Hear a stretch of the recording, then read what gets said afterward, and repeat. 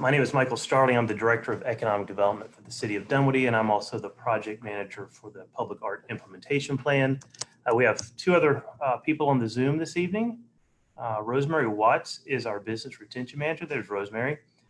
She's a Dunwoody resident, but you probably know her better for the picnic table project that she's been coordinating for the city. Rosemary is going to be gathering questions from social media this evening. So if you're on Zoom, at the bottom of the Zoom screen, there's a Q&A section. If you just tap that and type your question, Rosemary will answer some of those questions immediately. Others she will share with the entire call, and then even others we will take and ask Todd or others at the end of the program. If you're on Facebook Live, just make a comment and we'll track those questions as well. So Todd Bressi is on the call tonight as well. Hey, Todd. Todd is the consultant for our public art implementation plan, and Todd is coming to us from outside Philadelphia. At least I believe that's where you are tonight, Todd. You could be anywhere. I am right outside of Philadelphia. Okay, great. Todd has worked all over the country on public art plans, art installations. He also has experience working in the Atlanta region.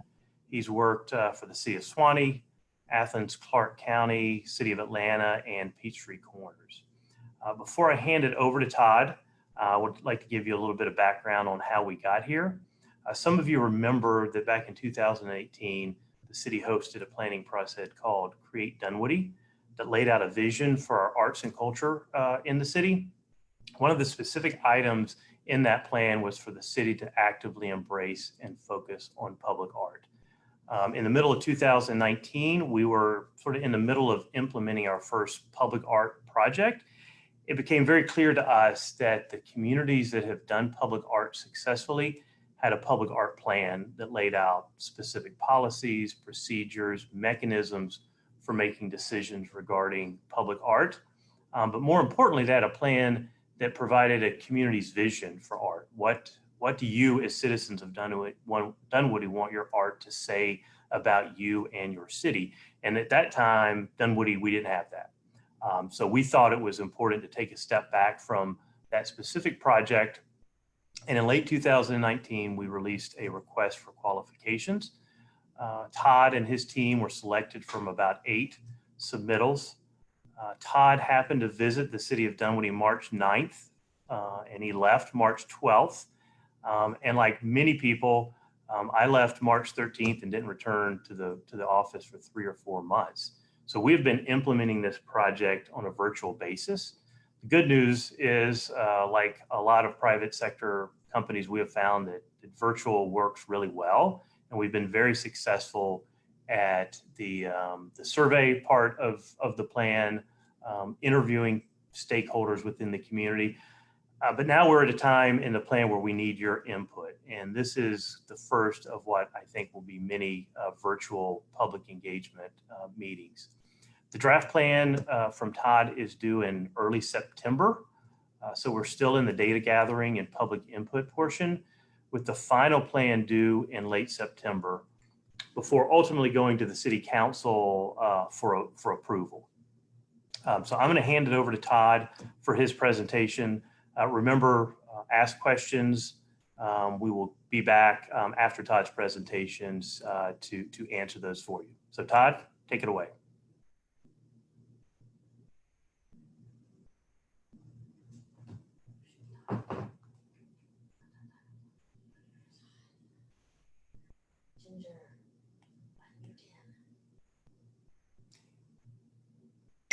Okay, now, can you hear me now? There you go. Yep, thank you.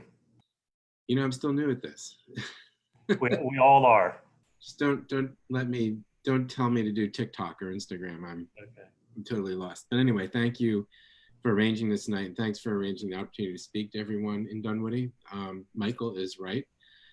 We have been working on this now about 4 months, and we've been doing it virtually. And although we've been moving along pretty well, it is disappointing not to come back more and be in Dunwoody more in person. If it's any consolation, I actually haven't been back to Philadelphia to work since before March 9th. So it's been quite a while.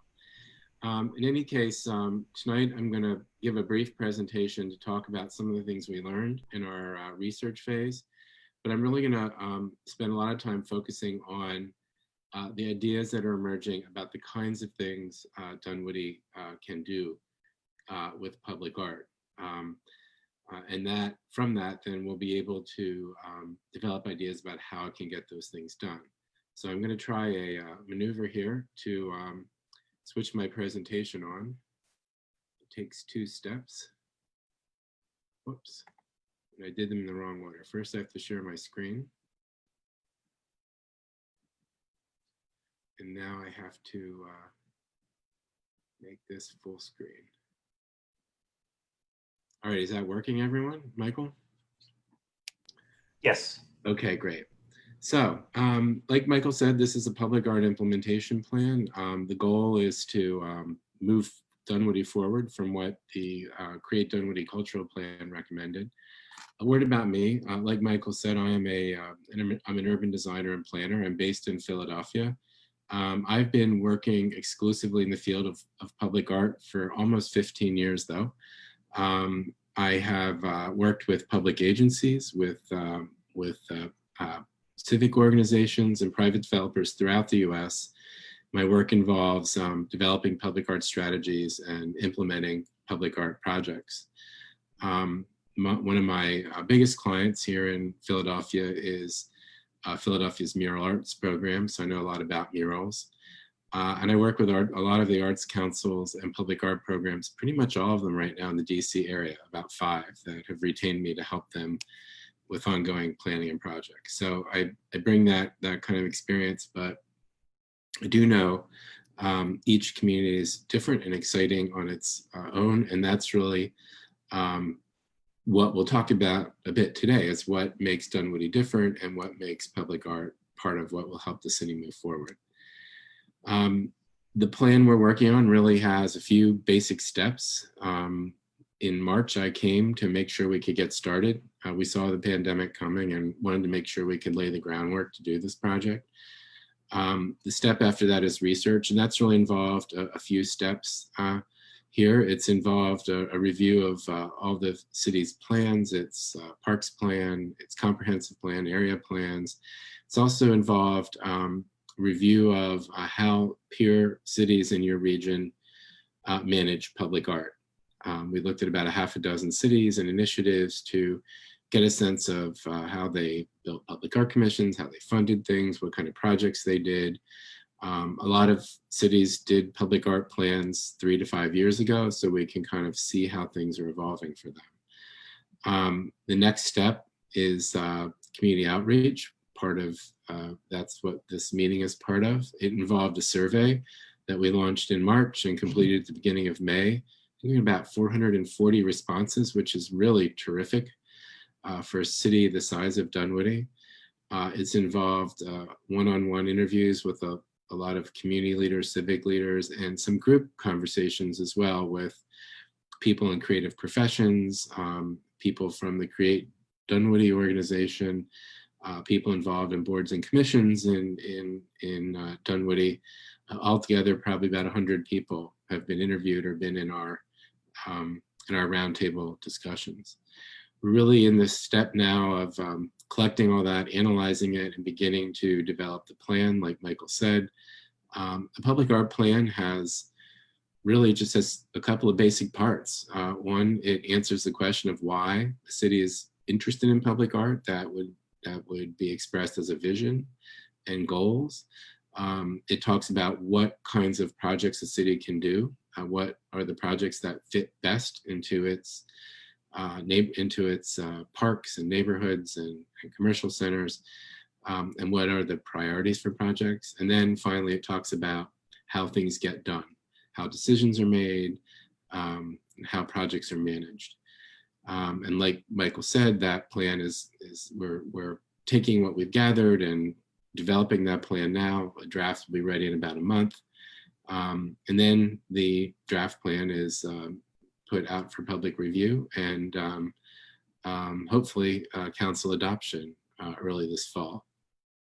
So that's the basic outline of a public art master planning process, and we're somewhere in the third and fourth bars right now. And we're, despite the challenge of working remotely, we are actually pretty much on track with our schedule. So I'd first like to talk really briefly about what we've learned from the research process and from the community engagement process so far. Just a few slides to summarize some of the lessons. First, I do think it's important to reference the Create Dunwoody Cultural Plan, because that really set this all in motion, what we're doing now. Again, it was approved by council late in 2018. And it expressed the sense that Dunwoody, which is a relatively new city, has taken care of a lot of its kind of basic business, police, parks, investments, infrastructure. And now it has the ability to turn its attention to new things, things that really are about placemaking, about more programming, events, improving public spaces, the more qualitative or quality of life type aspects of what cities do. The second notion from the plan is that the city's role is to kind of set the table. It's to set the stage, and then do that in a way that allows things to percolate up from the community, happen organically. So we're thinking hard about how that can happen here. And then there is a desire to both create artworks that reflect the character of the city, that support communities, but also inspire and engage people who might be visiting or passing through. So there's an interest in a range of projects and a range of people who public art might address. And those are some of the basic ideas in the Create Dunwoody plan. What we've learned about this in the interviews and surveys are a couple of key things. One is that there's definitely a desire for a cohesive policy, a cohesive approach to public art in Dunwoody, even though realizing that the different areas of the city are very different in their character and require different kinds of outcomes in those areas. So the cohesive approach might be in terms of themes or goals, but there also need to be very different approaches to different parts of the city. The survey, if you took the survey, we asked questions to describe what the city is like, what it's about, what you'd want artists to know about. And from those questions, we learned that the themes people would like to see addressed in public art really have to do with a sense of community. And in Dunwoody in particular, that means connecting. It means coming together.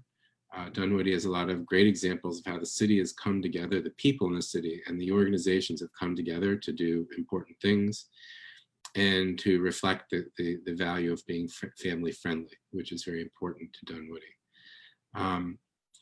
Important aspects of Dunwoody to consider are the events that occur, like Lemonade Days and the 4th of July Parade, which are community-generated events and organized by organizations within the city. And they, if you map out a calendar, there's something going on almost all year round. And in a way, those events are the heart and soul of the city. And so we have to think about how public art can connect to that. There's also a sense of the city's history, particularly its roots in farming. And all of those things together create a kind of intangible sense of tradition, which people remarked on. And again, the ideas expressed through the survey were to build on homegrown assets and activities and resources. Survey, you'll recall, also asked where are the best places in Dunwoody for public art and what kinds of things belong there. The kinds of places that rose to the top, it's not real surprising, but it's good to have this documented through the survey. Parks, community commercial areas like Dunwoody Village or Georgetown or Mount Vernon, and cultural facilities, mostly the Sproul Center and the library, that part of town. Dunwoody Village, Perimeter Center, Brook Run Park were the places that were regarded as the best places for public art. There was a strong desire for artworks that are functional, and in the sense that they are part of the built environment and sometimes integrated into the landscape the streetscaping like benches or light posts or wayfinding, things that kind of enhance the built environment are what were most people were most interested in seeing. There was a strong interest in sculpture, different kinds of sculpture, and again, an interest in small artist and community-based interventions, surprising, fun, dynamic things that you encounter and maybe are only up for a couple of days or a weekend or so, but they create a constant sense of excitement and buzz in the city. So we start by trying to take all of that and wrapping it into a statement that expresses a vision for public art. And a vision is where you want public art to lead you, or where you want to be once you start creating public art in Dunwoody. And the statement that we're working with and want to make sure makes sense for Dunwoody is that public art will take the emerging city of Dunwoody to a next level, connecting community and visitors through colorful, fun, and explorable collection of art and gatherings. I think that hits a lot of the points I talked about that we learned about from the survey, that the city's transitioning. It's a new city, it's growing, and it's transitioning now to take on more quality of life and placemaking type projects. Connection is a very important theme, and that can mean physical connections like through the trailway system, or other kinds of connections that create new kind of social connections between different groups in the city. And there's a strong emphasis on colorful, fun, and explorable artwork, things that are surprising, dynamic, and reward you for coming out into the parks and public spaces and looking at public art. So that is the general idea for where public art can head in Dunwoody. More specifically, based on two things, the survey findings and the city's comprehensive plan, which actually does describe specific visions and goals for each area of the city. The public art implementation plan will describe goals for each area of the city, the kinds of projects that belong there and the kinds of opportunities that seem to be the highest priority. So in Dunwoody Village, really the heart and soul of the residential part of Dunwoody, the priority is to enhance the pedestrian environment and gathering spaces and really help make the place feel up to date and lively. And that means looking for opportunities now and making sure that if and when anything is ever rebuilt there, that there are opportunities for public art in new projects. Right now, there are opportunities for murals on the Fresh Market, on the Arts Center, and on the building next to the Arts Center, the AT&T building. There's interest in pop-up temporary placemaking projects. And then in the long run, as Dunwoody Village evolves, there's a potential for creating a new gathering space, a village green, which could be a focal point for public art as well. Perimeter Center, not part of what's traditionally thought of Dunwoody, but brought into the city a decade ago when the city incorporated, and now a real economic engine for the city, and a place that is being connected through trail connections and parks. The priority there is to enhance the area's appearance, its identity, its functionality, and give it a sense of flair, a little bit of jazziness to it. I think some of the more recent improvements to the Perimeter Center Mall head in that direction, and public art can help in other areas as well. Some of the key opportunities there are the multi-use trails. They're going to start to stitch that area together, and they'll serve a really important role. They will connect the trails in the residential parts of Dunwoody with the 400 trail, the trail that connects ultimately down to the Beltline. So it'll be a very important connection. There are new parks proposed for Perimeter Center, and the MARTA parking garage and station area are already an area where PCIDS is thinking about how can those be enhanced through public art. So those are some of the key opportunities in that area of the city. Brook Run Park is another really important central place for people in the city, not just the most important park, but also one of the most important event spaces. And through the surveys, we we learned that people would like to see art add playful, functional features, create a sense of discovery, and that the trails, the walking and the multi-use trails, including some areas with retaining walls, are a great opportunity. In the long-range plans for Brook Run Park, there's a potential for building a splash pad, which can be a great opportunity for public art as well.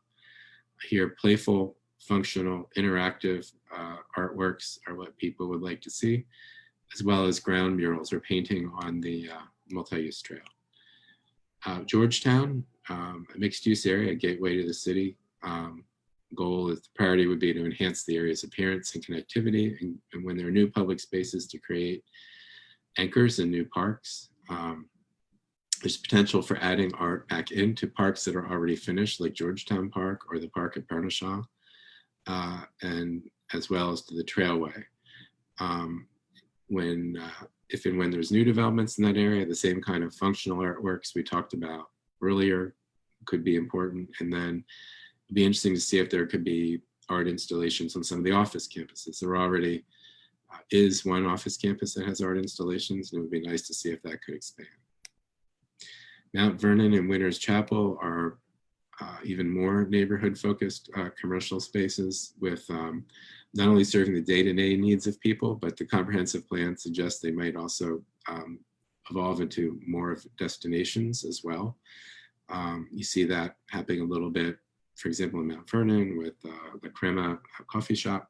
And so the goal is to enliven that atmosphere, not just to support community placemaking, but to enhance the notion that these are destinations. And here the opportunities would be currently, it'd be great to explore installations within cafes and restaurants, small artworks, murals, displays, as well as artworks developed with new parks and public spaces, which are part of what the comprehensive plan hopes to see in those areas. Both Mount Vernon and Winters Chapel are also gateways, so there's opportunity as well for gateway type projects. The multi-use trails will be one of the most important connective features of Dunwoody. They are already and will continue expanding. Kind of artwork people hope to see here was trail markers, things that mark the path to the trail or entries or junctions, as well as ground murals, playful, colorful painting or text or different kinds of things that help entertain you as you use the trail. And finally, gateways. There is a study that that Discover Dunwoody did to explore the possibility of creating markers or installations at different gateways for the city. The comprehensive plan also maps gateways, and there are also opportunities at the bridges that cross I-285, 3 of which are going to be rebuilt sometime soon. Those are opportunities for design or artistic enhancements as well. Those are big, complicated projects that involve lots of people, but they should always be on the city's radar. Finally, this part of the plan that talks about what Dunwoody can do identifies a couple of categories of priority projects. And so I'd like to run through those real quickly. And really, they fall into a couple categories. And these will now be familiar as we've talked about the survey and as we've talked about the areas of the city. One is to connect the city through the trail networks. The second is to enhance the city's existing and expanding parks. Third is sculptures and murals and place-based projects that really help identify communities, community placemaking. And then 2 categories, one called game changers, which is to try to set the city's sights on some kind of big project in the 5 to 10 year horizon. And then on the other side of the coin, creative activations, which would be small, dynamic, quick out of the box projects that could create a sense of fun and excitement and could be repeated year after year after year. I'll describe all those really briefly. As I noted, the city is expanding its trail. The multi-use trail system right now connects from Georgetown to Brook Run Park, and eventually will connect further into the neighborhoods and also into Perimeter Center and down to the Beltline. And there are a range of artworks that could be considered, from insignias, trail paintings, markers, artworks that create little oases or waysides, sitting areas, things like that. There are a lot of opportunities along the trail system. This is a seating area in Johns Creek along their trail network. Most of the trails are related to parks, so seating areas like this could also be little enhancements for parks.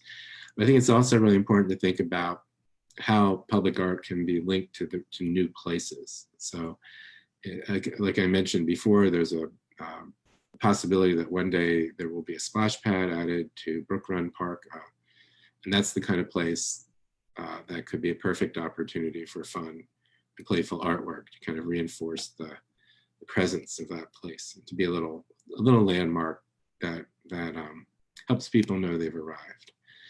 Community placemaking can mean a couple of things. It can mean, like I said, sculptures. It can mean murals. It can mean this would be sort of a functional landscape element, where as part of the landscaping plan, an artist is involved in enhancing some of those features, like planters or seating areas, wayfinding, things like that. There are a number of opportunities right now for murals in Dunwoody. There's not only Fresh Market and the AT&T building, which I mentioned. There's a terrific wall at the new Austin Elementary School and Nature Center. There are some walls in the Brook Run Park, some retaining walls. There are a lot of opportunities for small scale mural projects. That could be something the city does that's done pretty quickly out of the gates. And I think there are also locations now and in the future for small sculptures that also are community placemaking type projects, like this sculpture at a recreation center in California. Most of those will be in little public spaces or greens, and again in places like Winter's Chapel or Georgetown or Mount Vernon or a new village green in Dunwoody Village. And those are all places where you can imagine over many years a series of sculptures emerging that help define those parts of the city. The idea of the game changer is that Dunwoody should set its sights on something ambitious. Now, this idea sounded better about 4 months ago, and now of course, things look different. But if you look in the 5 to 10 year horizon, it is important to think about what could the city do that could really be remarkable, and kind of something everyone could celebrate and enjoy, and kind of help put the city on the map with its other peers who do public art. This is the bridge on I think it's Jimmy Carter Parkway over 85. There are a number of bridge projects in the region where cities or community improvement districts have worked with GDOT to enhance the bridges. And this is a clear and present opportunity for Dunwoody, even though these bridges probably aren't going to be built for 5 years. The work's going on now, and it's time to start thinking about whether they could, one or more of them could be treated in this way. Another kind of game changer, a different type of approach. This was a project in a city in Georgia called Noonan. Earlier this year, it was a citywide photography project. A photographer went around the city and photographed different residents, all walks of life, all ages, all backgrounds, and printed out the pictures on vinyl and put them up on different buildings. And it really sparked a conversation of connectivity in the city. It helped people see who lived in the city, and particularly in neighborhoods they might not have gotten to very much. And it has the potential of really being a galvanizing, connective type project, something like that. Or, it's interesting to think about, how can there be a public art project that is tagged on to an event like Lemonade Days or the 4th of July parade that is a real community-inspired type activity? This is a project from the Minnesota State Fair. It's occurred just about every year there. It's called a Giant Sing-Along, and it's an artist design project where really it's just outdoor karaoke is what it is. But it is something now that people in that region look forward to and take part in. And it seems like a project of this nature would be really, really appropriate for Dunwoody, given its interest in family and community and neighborliness. a project that gets people out doing something fun like this could really fit into what the city's spirit is all about, and would also distinguish it among other cities in the region. A game changer can be a temporary project that's in a place. This is up in Brooklyn Bridge Park in New York. It's a series of concentric circle of mirrors, like a mirror maze. That was terrifically popular in the summer that it was there. There are cities now are looking for projects like this to kind of get people outside and to attract visitors. So this could be a game changer type of project as well. The last idea that we're exploring in the plan is called creative activation grants. And the notion here is that when I talk to people in Dunwoody, I get the sense there's a feeling that the creative energy in the city is growing. Create Dunwoody was formed with some of the arts organizations that have been active for a long time. There are new kinds of activities like culinary activities, interesting things I've learned going on at Perimeter College. And so there's a notion that maybe we should somehow get some of this creative activity, some of these creative juices out, visible into the public spaces of the city. And the idea here is that maybe once a year, there would be very small grants given, $500,000 to $500,000 to anyone, no, not anyone, but to a number of people who have ideas for creative projects. This is a project in Virginia in a place just like the Perimeter Center, which is very heavy in transportation infrastructure, and the artist just dressed up the whole place with these little fabric installations to make it colorful and fun, and make you look twice at where you were. This is from San Francisco. A group of artists stenciled a story in different episodes on sidewalks of a neighborhood, and depending which way you walked, you've experienced the story differently. It got people out and walking, and it reminded me of what people said they like to do in Brook Run Park, for example, and walk around the trails, and it seemed to be the kind of thing that would be in that spirit. This is a project I helped put together in Troy, New York, where we had the same goal. We wanted people to see the creative energy that was already there in the city. We gave out mini grants, and one artist created these hopscotches on downtown sidewalks, which were terrific. This project's from a couple of years ago, and I guess in the era of social distancing, it's makes a lot of sense. This is an outdoor drive-in in artist design cars in a park in Minneapolis. Another idea of a simple, fun, creative activation. So that's what we've learned. That's what we're exploring in terms of projects. That's what we're exploring in terms of the kinds of things that are appropriate in different parts of Dunwoody. The last thing I'd like to do is give a really brief glimpse on how the city might get there. And here are some of the key action steps that we are evaluating right now as recommendations. The first is to create a public art ordinance that would define public art and mural in particular, and a process for approving or designating things as artworks. And I think that's in the spirit of getting the city out of the way. One of the first things I talked about is to let people want to do art, do it, and let them do it in a way where they don't conflict with other city rules. The second is to create a public art commission, which would maybe play a role in approving artworks, but also recommend to council exactly what projects ought to be done each year. Another action step is to ask city departments to include public art in the projects they do in the future, particularly parks and trails. There's already proposals, recommendations for public art in some of the future park projects, so it's already on the radar. But that's it's a good thing to think about in terms of a kind of consistent action.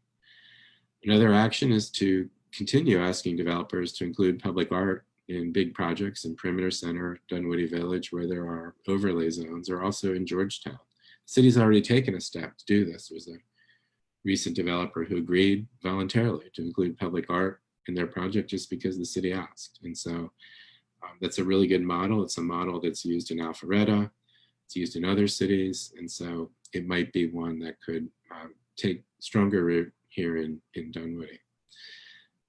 Another key action step would be to collaborate with PCIDS on working with GDOT about enhancing the bridges they're planning, and working with Discover Dunwoody on the gateway strategy they've developed. And then finally, to think about what kind of funding would be necessary, and perhaps look for a mix of city and sponsorship funding for a first round of creative activation grants, which could really happen pretty quickly. So those are some of the key action steps that we're also evaluating at this point. So that's really the high-level summary of what we've learned, what we're thinking, and about will work for Dunwoody, and some of the tools we think Dunwoody needs to get there. And so with that, I'm hopeful there's questions. And thank you for sitting through this.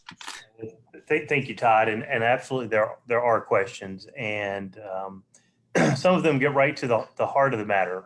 So one of the first questions we got is how will we pay for public art? How is that done in communities similar to Dunwoody? Mm-hmm. Well, it's not easy, that's for sure. Most cities rely on a combination of public funding and private funding. Public funding, and if you're asking me to talk about how cities have done it in the past, obviously we're talking about pre-COVID. I understand the strain cities are under right now, so I don't want to sound insensitive to that, but in the past, cities have sometimes committed small amounts of funds from their general funds. They have allocated parts of their capital budgets. In Georgia, there are a number of cities and counties that have used special purpose local option sales tax funds for public art. I know that's not a possibility right now in Dunwoody, but if there ever is another SPLOST in the future, that could be a possibility. Cities also, Georgia allows cities to use part of the hotel motel tax, and I'm sure that's taken a hit in Dunwoody right now. But it's a in theory a possibility. Cities also look at tax allocation districts, or different kinds of when they issue different kinds of tax incentives for development, to use some of that funds to support public art in those areas of the city. So the cities have a range of tools they can use already to look at as possibilities for public art. However, in Georgia, no city does it on their own. In fact, really the thinking is the role of the city is to prime the pump. The role of the city is to lead by putting some skin in the game, as they say, but then to ask the private sector to step up as well. And so there are several cities, like I mentioned a minute ago, that have asked private sector in areas that are experiencing development to pitch in either projects or even funding for public art.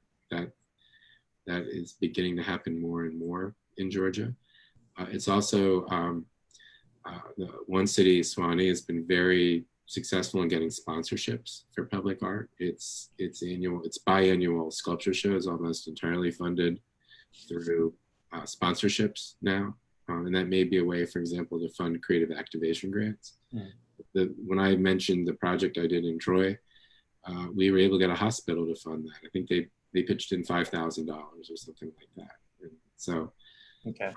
So those are different ways, but I think most, if you want to get private investment, it's important for the city to demonstrate some role in things, but it's not necessary or advised that the city play a full role in things. Okay, thank you. We just got one. Are we going to have specific projects for Dunwoody artists? I think that's what the Creative Activations Fund is all about, for one.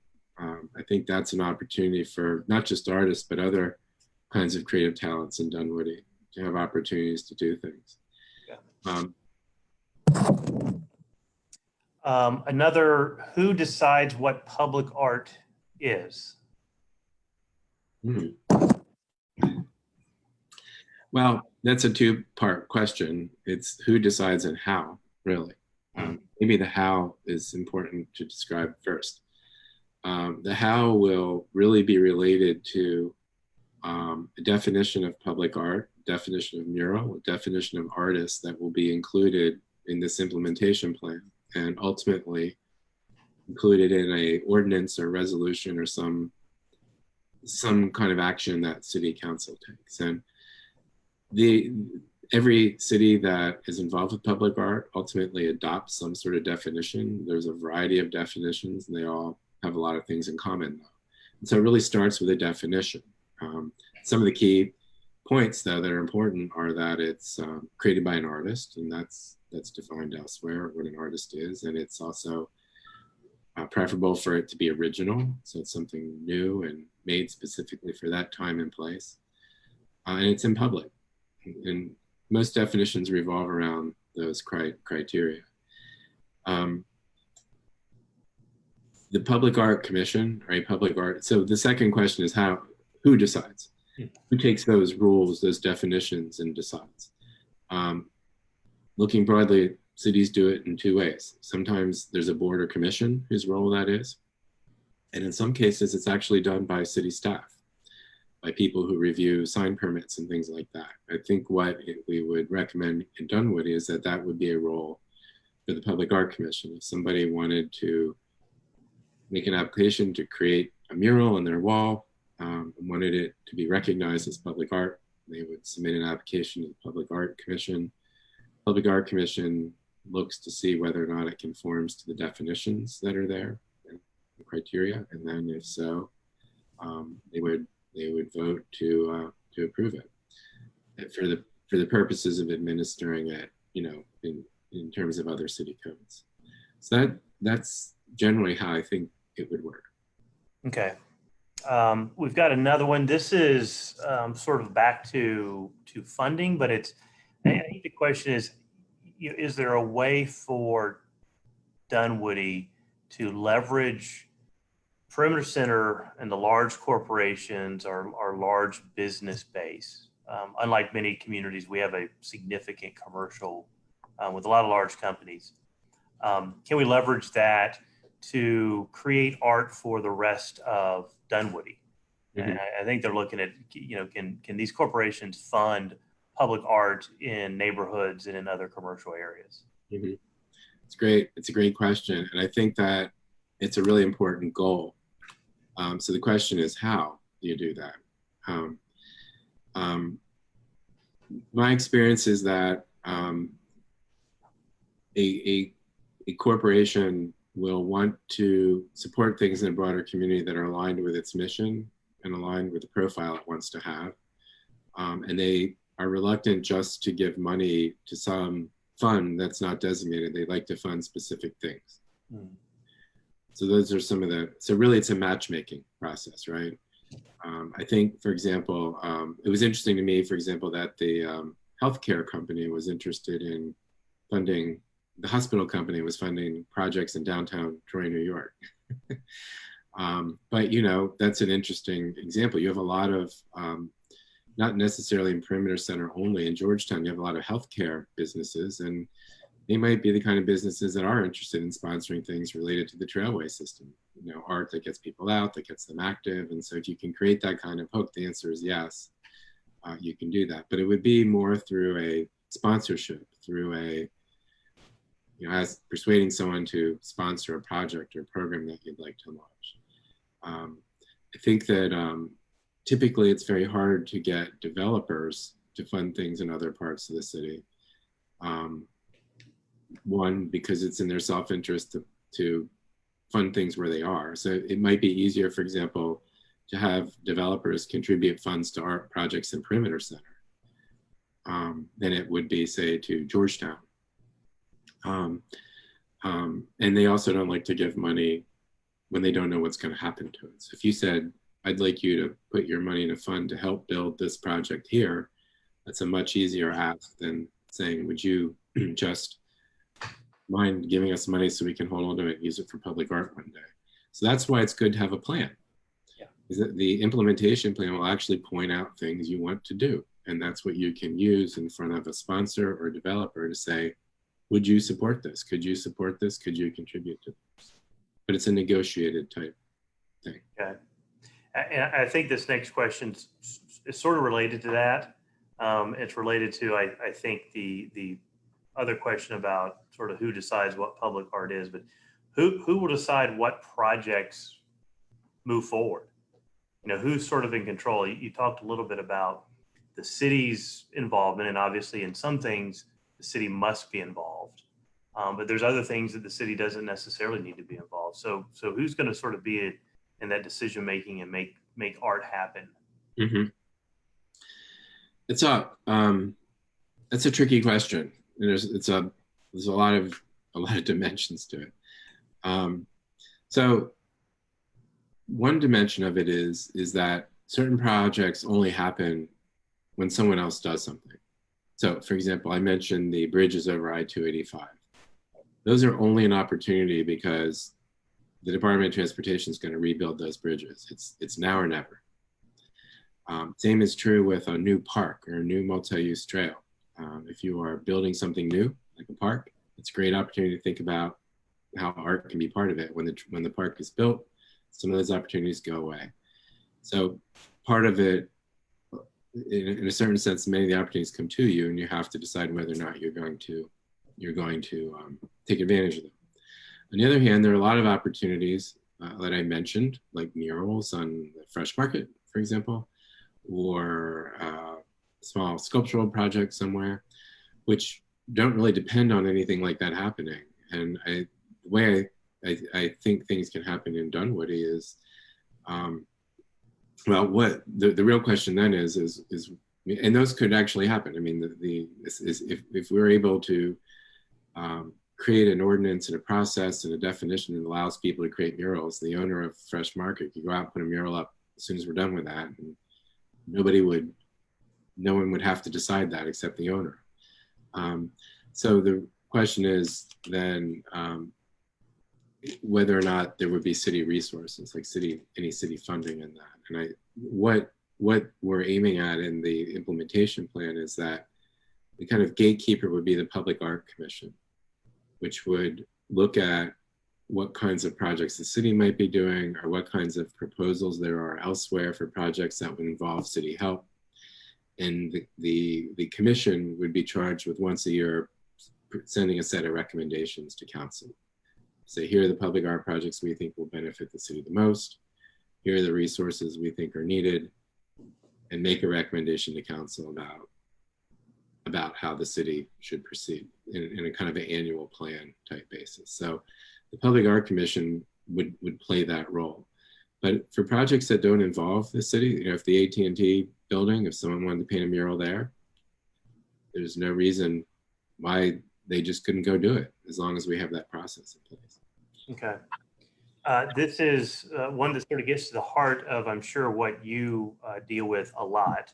What are the issues faced with an approval board versus First Amendment rights of an artist for government to weigh in on what is allowed?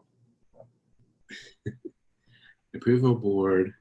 And I think they're talking about the First Amendment right of free speech. Who is Dunwoody or a commission? What role do they have in telling somebody that they can or can't create something and that something is not art? Yeah. Well, for the most part, the definitions and guidelines don't involve content.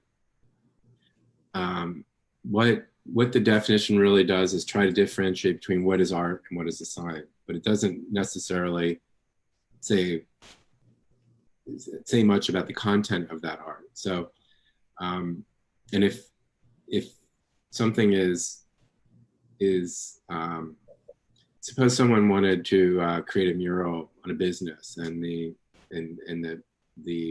mural in some way promoted the business. It had the name of the business, the telephone number of the business.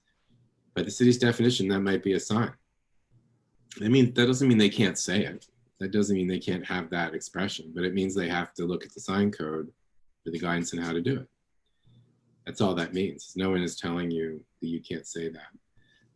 But if you are if you're not doing something that categorizes what you'd like to create as a sign, then the rules and guidelines really wouldn't have anything to do with what you actually created in your art. So the real purpose of the definition is to determine, is this art or is this a sign? If it's art, then you can proceed this way. If it's a sign, you can proceed that way.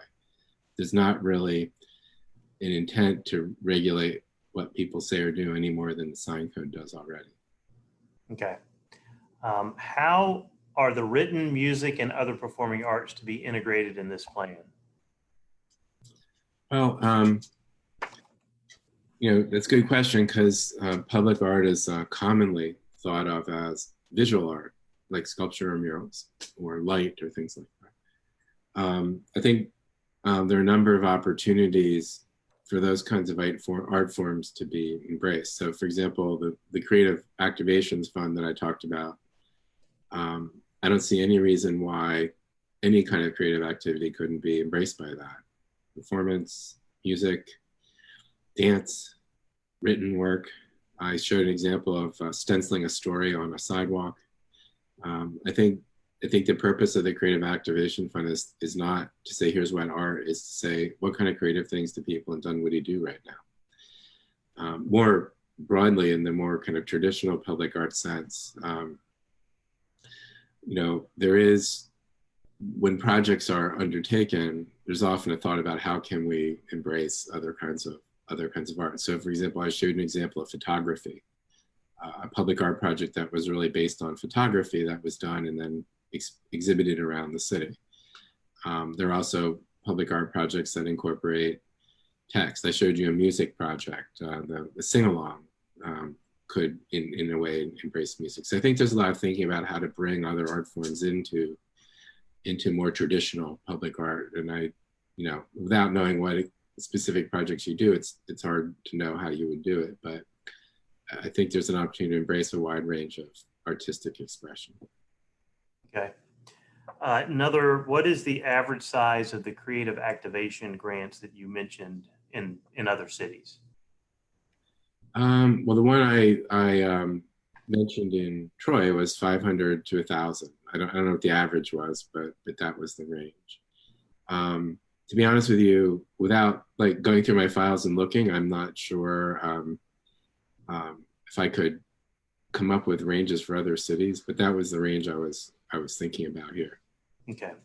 And so ultimately that would be decided by city council or whoever, makes those final funding decisions. What I'd see here is that somebody, for example, like the Great Dunwoody, would put together a proposal for doing this and say, here's how we'd like to manage it. We'd like to give out grants in this range. Here's how we'll find artists. Here's how we'll manage the projects, and then submit it to the Public Art Commission if they're looking for city funding, or shop it around to sponsors to see if there are sponsorships for it. So I think that's a decision best worked out by people on the ground in Dunwoody. What I wouldn't want to see is the amounts to be so large that it's hard to do fast and fun projects. Sure. One year one way, and then you adjust. Yeah. So I think that comes to another question we had, which was around some of our existing nonprofits, like Create Dunwoody. You mentioned Create Dunwoody, which is a nonprofit that was called for in our Create Dunwoody plan. It was formed last summer. What role would they have, but what role would other organizations in Dunwoody, other nonprofits that work in art, what would their role be in this? Mm-hmm. Well, first of all, let me just recognize that those other nonprofits, like the Preservation Organization, the Homeowners Association, Stage Door Players, JCC, they are just all terrific civic assets, and I'm glad they're involved in this to the degree that they are. They do. I was amazed when I learned about all the things they did, particularly in supporting some of the bigger events in the city. I also recognize, having been on a couple boards myself, that nonprofits, they have mission focus and mission creep.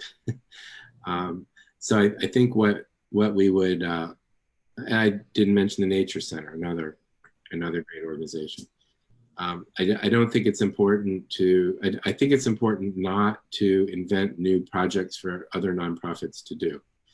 I think they can play a role if they feel it's within their scope and mission and capabilities by proposing projects that are related to the things that they work on. It might be interesting, for example, if the preservation organization wanted to propose a project that was related to the history of Dunwoody or to some of the properties that it manages. I think it would be terrific to imagine how there could be a temporary event kind of project that's part of Lemonade Days, but that would involve working with that organization. Create Dunwoody was created to be an organization that advocates for arts and culture activities in the city, fosters collaboration among the arts organizations. And again, I've had a number of conversations with the board. I wouldn't want to invent a role for them, but I do think they could play a role in, if they wanted to, in helping to actually produce some of the projects that the city does. So for example, a project they could produce could be the Creative Activations project. Mm-hmm. If the city wanted to do, suppose the city said, yeah, we'd love to do a project where we collect poetry from people in the city and stencil it on our trails. That'd be a great public art project. That would be the kind of thing I could see them helping with, right? Or maybe there's another nonprofit that's more directly involved with that kind of art form that could do it. So I see there may be a two-way street. The organizations may generate ideas for projects based on their missions, or they may, because of what they do, be in a role to kind of help implement other projects that the city is interested in doing. Okay. We've had a couple of questions that relate closely to that. They go back to the Art Commission that you mentioned. And the questions were around, could a group like Create Dunwoody or Discover Dunwoody, which is our Convention and Visitors Bureau, the two organizations already exist, could they act as the Public Art Commission, or is that something that needs to be created from scratch? Well, I will start by saying the cultural plan that the council adopted recommended two organizations. It recommended a Public Art Commission, and it also recommended a Create Dunwoody style organization. And it did that because it recognized that these are two very different roles. The role of the Public Art Commission is really to provide governance and to provide advice to council and to sometimes do things that council asks it to do. So that kind of organization really needs to be appointed by council, responsible to council. And if it's appointed by council, then that has to be structured in an ordinance and process and so forth. So that would hinder the flexibility of, say, Create Dunwoody if they had to play that role. Mm-hmm.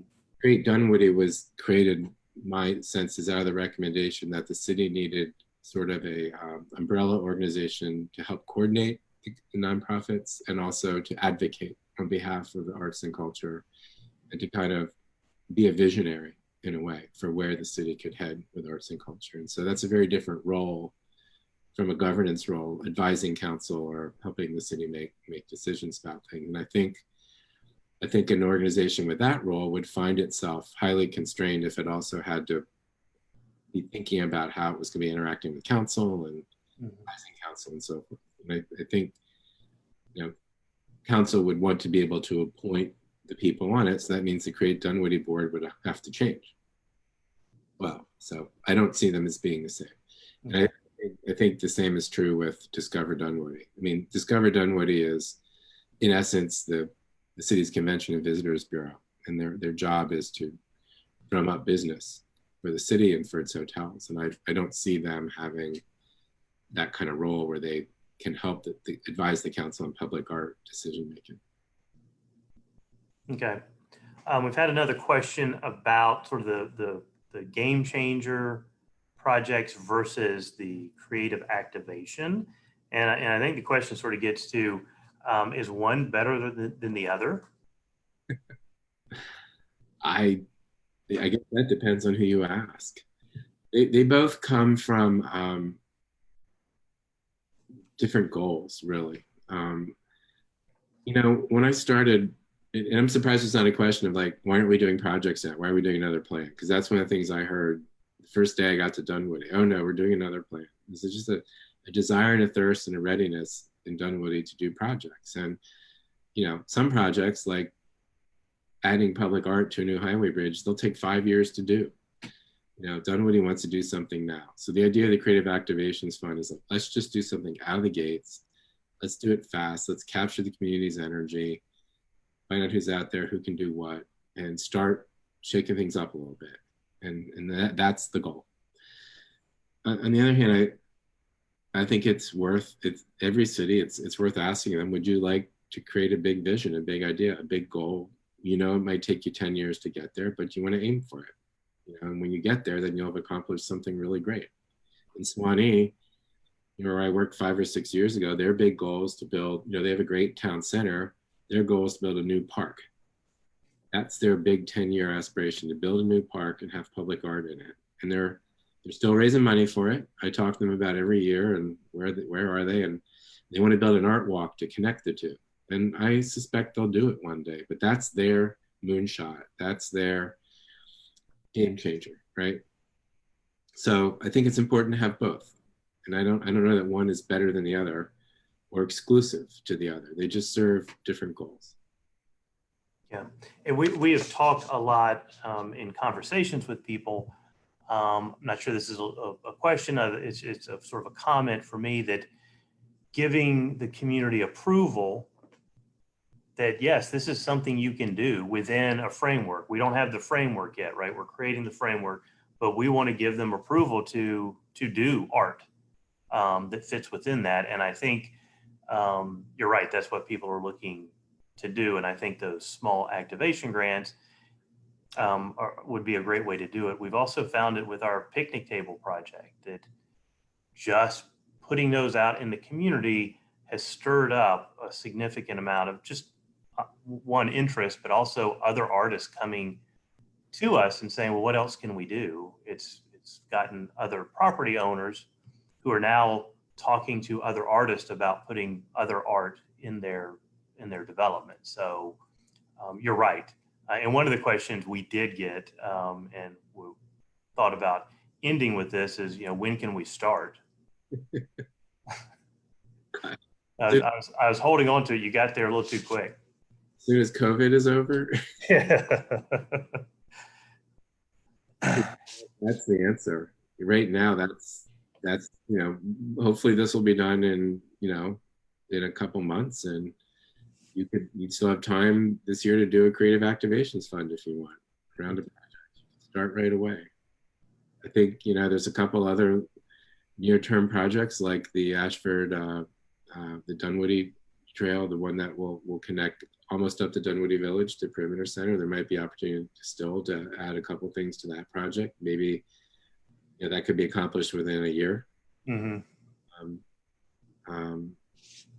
Like I said, you'd have to start now if you want to do something on the bridges, even though it would take 5 years. I know PCIDS is talking to MARTA right now about doing some small creative activations around the parking garage and at the station there. So there's a lot you can do. You can get started on right now, and really the ordinance will help unlock some of it. But I think it'll just sort of be a question of what do you want to do first.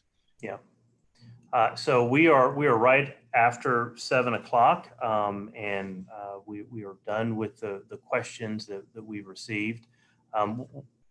In closing, one of the things that we've talked a lot about is that, the process for these plans and sometimes is as important, if not more important, than the plan itself. In city government, we know where our transportation people are, right? And when a transportation plan comes, they come out of the woodwork. We know where our land use people are. We as a city don't really know where our art people are and the people who are passionate about art. So I guess in closing, I would let everybody out there who is an artist who is interested in art to engage with us. And we've got a good month and a half, 2 months before this project is done. And we need your input and we need your engagement. So we've got a project page on the city's website. Would ask you to go there, continue to post on Facebook, reach out to us. Rosemary and I would love to get your name and contact information and include you in this project, not only now, but obviously when we implement it in the end. So I want to thank Rosemary for taking the questions.